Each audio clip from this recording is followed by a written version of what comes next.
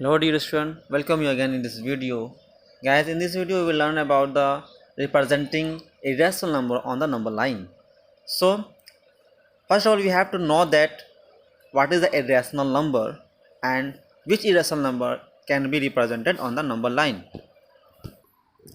On the screen, the number you are able to see, it is also a kind of a irrational number which is called a pi.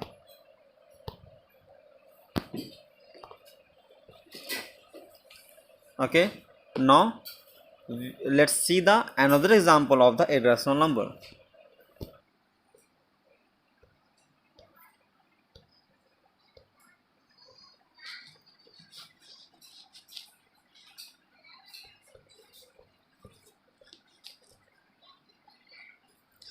These are the also example of the irrational number.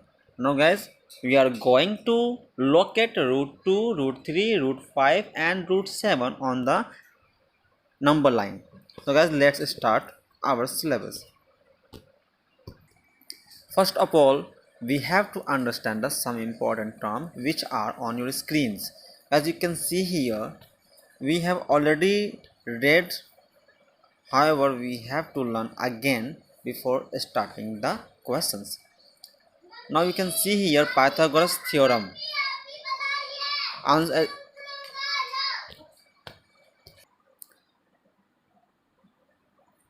Now here you can see Pythagoras theorem in which right triangle has been drawn here. First, base, name of the base is called the, and this is the perpendicular, this is the formula of hypotenuse. We have also read it in class 8 that h is equal to p square plus b square. It will be root under. Okay. Now, before representing the root 2, root 3, root 5 and root 6, which you can see here, then we have to assume the value of p and b.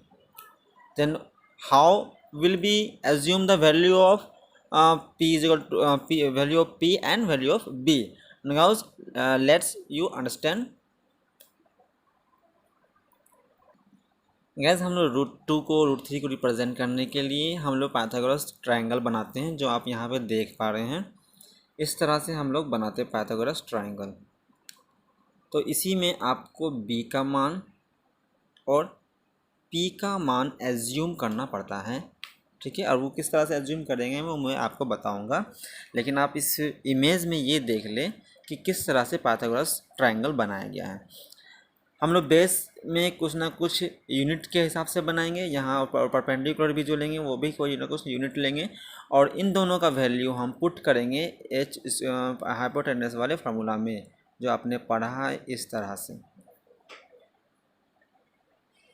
तो यहाँ put कर करके दिए हुए number को हमें पूरा करना है। जैसे रूट 2 दिया हुआ है तो हमें p का मान क्या लेना है, b का मान क्या लेना है, ताकि वो रूट 2 आ जाए। तो हम लोगों को दोनों का मान 1 लेना है, तभी जा कर के आपका वैल्यू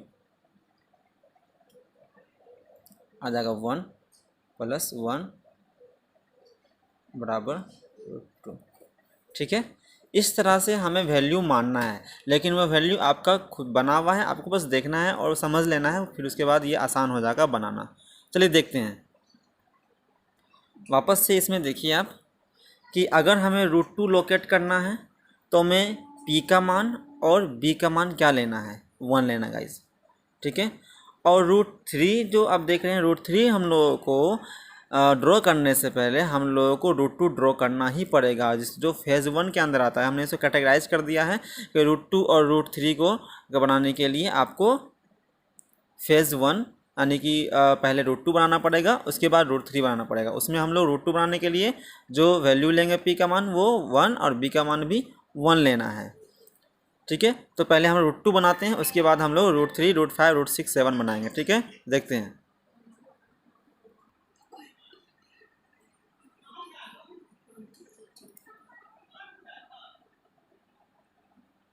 रूट 2 हम लोग बनाने गए। इस तरह से हम लोग क्या करते हैं, सबसे पहले नंबर लाइन ड्रॉ करते हैं और कहीं पर भी 0 मान लेते हैं। गैस आपको पता है कि h = जो फार्मूला होता है हमारा वो इस तरह से आता है। तो इस कंडीशन में हमने देखा कि p बराबर 1 और b बराबर 1 लेकर के मानेंगे तो वो हो जाएगा। तो इसलिए हम लोग क्या करते हैं कि इस जगह पर यूनिट जो है हम लोग p और b 1 लेते हैं।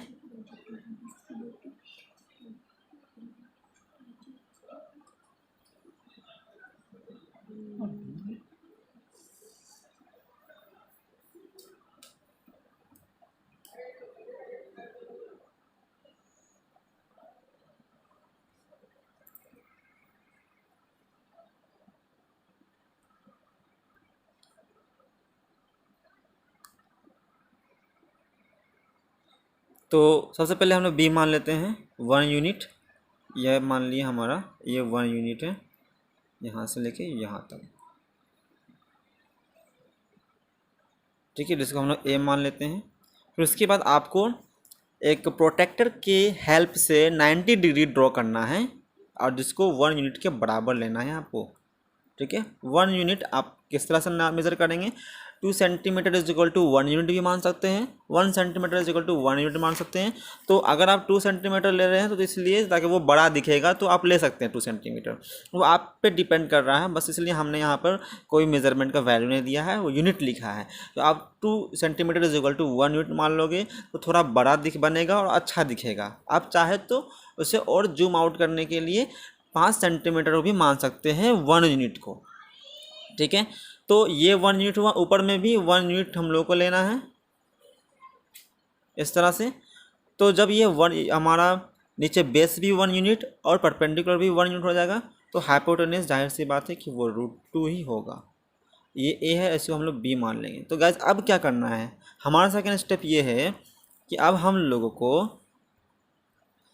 ओ और बी पर डिवाइडर यानी कंपास को आपको रख देना है as a considering radius measure कर करके इसे इस तरह से रख करके और आपको नीचे की ओर उसको बढ़ाना है। ये जहाँ तक आ जाएगा वो आपका √2 कहलाएगा। ठीक है, I hope you understood representing the √2 irrational number on the number line. Guys let's take the another example and see the how it solve. Guys आप इस इमेज में देख सकते हैं कि किस तरह से आपको √2 और √3 रिप्रेजेंट किया गया है।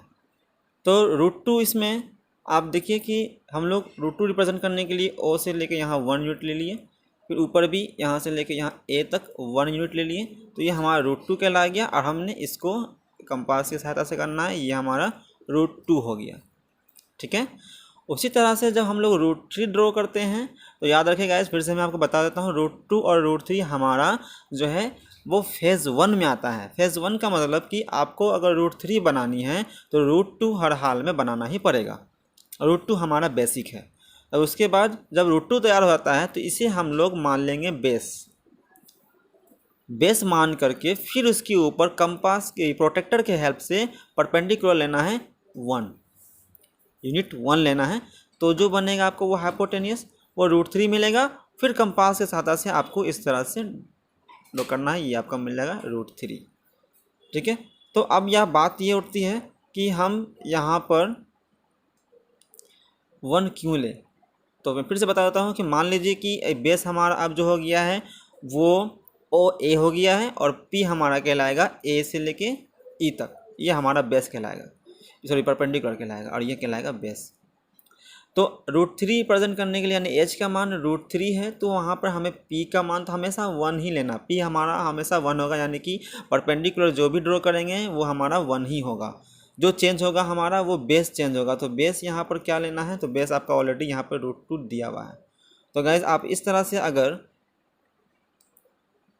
बेस में √2 है, √2 का स्क्वायर कीजिएगा तो क्या आएगा, √1 ही आएगा, सॉरी 2 आएगा। ठीक है, √2 का स्क्वायर कीजिएगा तो क्या आएगा, 2 आएगा। 2 + 1 क्या मिलेगा हमारा, ये कहलाएगा √3। ठीक है, इसलिए हमने ऑलरेडी इसमें एक चार्ट बना के रखा हुआ, जैसे कि आपको √2 बनाना है तो आपको P और B क्या मानना है वो दिया हुआ है। √3 बनाना है तो √3 के लिए P तो हमेशा आपका 1 होगा, आप यहाँ देख सकते हैं यानी परपेंडिकुलर जो लाइन लेना है हमें तो वो 1 लेना है। और याद रखिए कि हमें प्रोटेक्टर के सहायता से यानी चांद के सहायता से ही परपेंडिकुलर मेज़र करके 1 यूनिट के इक्वल लेना है। ये हो जाने के बाद जो चेंज होगा वो आपका बेस चेंज होगा हमेशा, ठीक है। तो फेज़ 1 में बेस आपका क्या हो जाएगा 1 और √2 होगा। तो फेज़ 1 बनाने के लिए हमेशा √2 बनाना ही पड़ेगा। उसी तरह से फेज़ 2 बनाने के लिए हमें हमेशा √5 बनाना पड़ेगा। अगर √5 बनाना है तो आप इसका बहुत आसान है, बेस 2 मानिए और परपेंडिकुलर 1 लीजिए और इस फार्मूला पे मिला के देख लीजिए। इस फार्मूला पे हमारा जो है b² + p², ये फार्मूला पे बैठाना है। देखिए कि अगर हम लोग √5 बना रहे हैं तो इस फार्मूला पे बैठाएंगे तो क्या बनेगा। तो b का मान 2 का स्क्वायर लेना है और p का मान 1 का स्क्वायर लेना है। तो क्या बन जाएगा 4 + 1 = √5।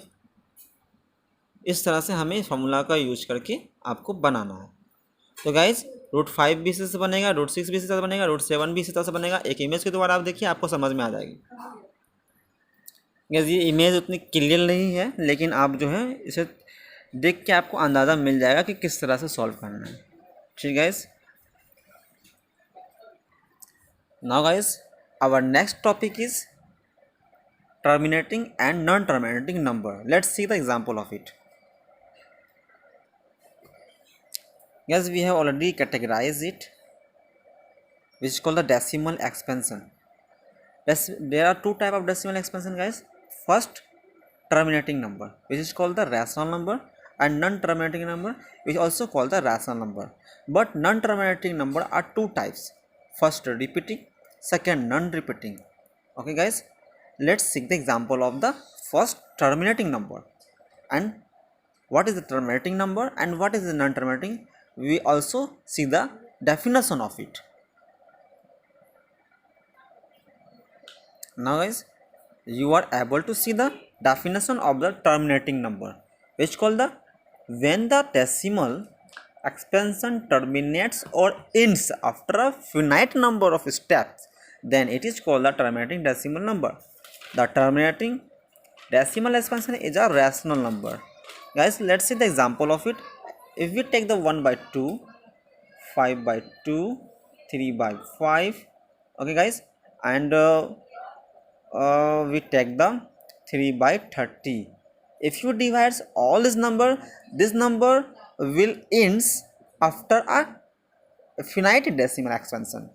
It means that जो इसका रिमाइंडर होगा वो 0 आपका आ जाएगा। टर्मिनेटिंग डेसिमल नंबर का 0 नंबर, इसका रिमाइंडर जो है वो 0 आएगा डिवाइड करने पर। आप इसको ट्राई करके देख सकते हैं, ठीक है।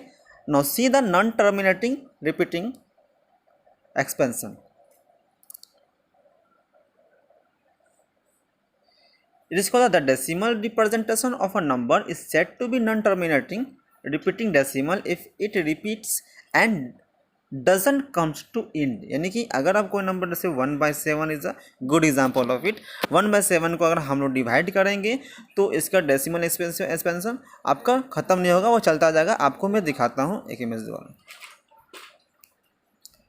यस, यहाँ देखिए आप कि 1/2, 1/4, 1/5, 1/8 और 1/10 ये सब टर्मिनेटिंग डेसिमल नंबर है, जो कि ये एक इसका स्टॉप हो जा रहा है, वो आगे बढ़ नहीं रहा है। लेकिन रिपीटिंग डेसिमल आप देखिए 1/3 और 1/9, ठीक है। तो 1/3 आपका जो है अगर डिवाइड करने पर 0.3333 ये कभी ख़त्म ही नहीं होगा, एंड होगा ही नहीं। इसीलिए ये कहलाता है रिपीटिंग और नॉन टर्मिनेटिंग डेसिमल नंबर। उसी तरह से 1/9 को भी देख सकते हैं आप। Okay guys, I hope you have understood terminating and non terminating number और an example of it. Okay guys, आज के लिए इतना ही। I hope that you have understood the lecture of this video. तो नेक्स्ट वीडियो में हम लोग इससे आगे की बात करेंगे। Okay guys, have a nice time.